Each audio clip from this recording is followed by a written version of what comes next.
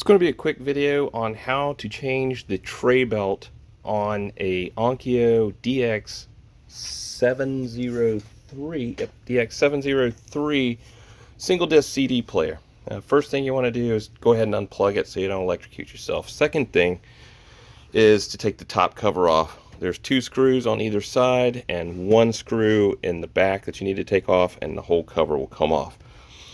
After you do that, on this piece right here, there's a screw on either side, a single one on either side you need to take out in the center, and this will pop off.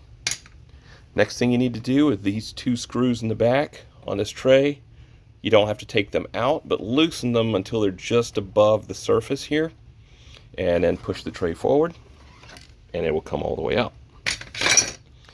Next, there is one screw to remove right here on this little cover, and you kind of have to shift it to the left and it'll unlock, sorry for my hand in the way, and come out.